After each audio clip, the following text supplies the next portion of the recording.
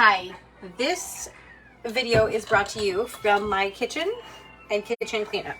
Yes, I am cleaning up the kitchen at 8 o'clock at night. Okay, so I have had a day. I've had a day where I was struggling to cope, where I was like, really just struggling, I guess is the word. And you're probably like, Claire, you're a coach now. That means you're perfect. You're so perfect, you can fix other people's problems. No, just because I'm a coach does not mean I'm perfect, and that's okay.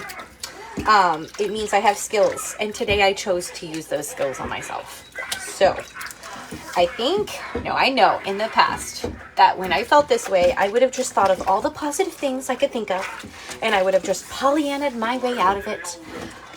But that wouldn't have been a lasting change, and that would have caused the issue to resurface and resurface. But instead, I let myself do something that in the past, before maybe 9 months ago, I really didn't let myself do. Can you guess in the comments what that is? What do you think I did today? I allowed myself to do that I didn't allow myself to do in the past.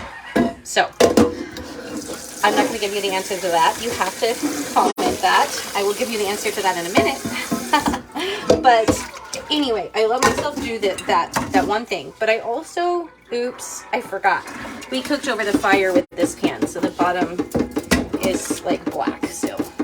Where's my rag? Anyway, so I let myself do that one thing, but I evaluated, why am I feeling the way I feel? What thoughts am I having that are creating these feelings? Because I used to just think about like how I'm feeling and why I'm feeling this way and try to feel a different way. But I never really asked myself, what is like the deep-seated thought behind this? And I realized I had gotten desperate about my situation, that's the way I felt. I felt desperate. But the thought was, I felt desperate because I felt like what I needed was impossible. And if it was possible, it was really far off. And so that was really discouraging me. But I realized, okay, my hope isn't in a matter of time. My hope does not lie in my own strength. I'm going to trust God on this. And I realized, I need to go to God and request this. I can't just sit around and think about how much I need this. I'm going to actually talk to God about this and make a request. Because you have not, because you ask not, or because you ask amiss. So I made my request to God, and I rested in that. But I will go ahead and tell you what I allowed myself to do today. I allowed myself to cry. I have suppressed crying for years and didn't realize it. I would just always like, think of the positives, think of how blessed I am. And I wouldn't allow that emotional release, but God created us to cry. Tears are part of our design. Yes? Oh, is it all gone? Yeah. Okay, I'll wash it. Thank you. You can go watch the movie. My kids are allowed to watch Shaun the Sheep tonight. Guys, that's huge that they're allowed to watch something. But anyway, I allowed myself to cry. Tears open you. They open you. Oh my goodness. One of my favorite songs. I don't even know if it's available for download. I found this during COVID, and it was on a live video from this couple. And it's the Keep Going song. This is the keep going on song. The keep going on song.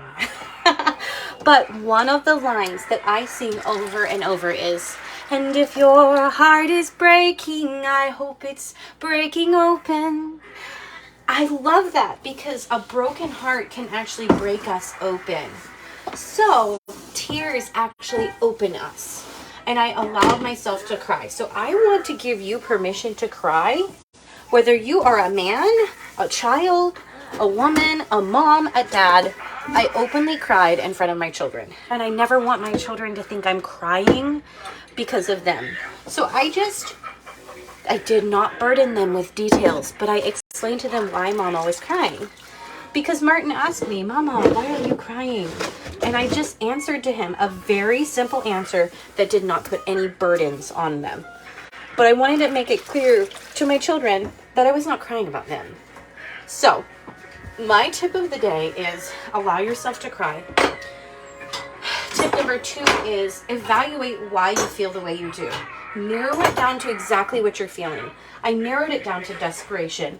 If you would narrow down how you're feeling right now, what would you narrow it down to?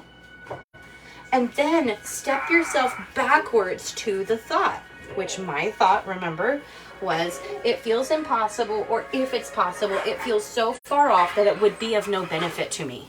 Basically that like by the time I receive what I feel like I'm needing, I won't even need it anymore. Like I need it right now. So that led me to making a request to God, because this is not possible in my own strength. It is impossible. But with God, all things are possible. Yes? What? Really? You want an apple? Okay, Melania wants an apple. So anyway, thank you. Whoops, wrong apple. Hold on. Thank you guys for joining me in my kitchen for a sloppy live video. You know what? I like to get quick and to the point in my live videos and help you guys out, but sometimes it just needs to be a chat. And tonight it was a chat. I needed to chat with you about it. And I thought in my chatting that possibly my experience will help somebody else. That how I dealt with it in the tool that I used. You know, obviously I didn't go through every tool that I used, but just 2 of those tools. And I thought maybe it would help somebody else. And if I can be raw and I can show up with makeup that's like crumbling off my face because I cried today, and hair that I never fixed, if I can show up and be authentic and real, then other people can realize that sometimes life looks messy, but that doesn't mean you have a bad life. Sometimes life is challenging, but that doesn't mean you're on the wrong path. And sometimes it's birth pangs. So Trey, I talked to him a little bit about what I was feeling and thinking today. And he said a couple hours later, God gave him the words birth pangs. And he's like, every time you've had a baby, Claire, you get to this point where it gets really intense. And you say, like, I can't do this anymore. And he didn't realize it, but I had said that to myself, like, I can't do this anymore. Like, I can't keep this pace, or I can't do this anymore. But there really wasn't anything I felt like I could change. And he's like, you get to this point where you can't do it anymore. And the baby comes right after that, like really quickly after that, like very soon.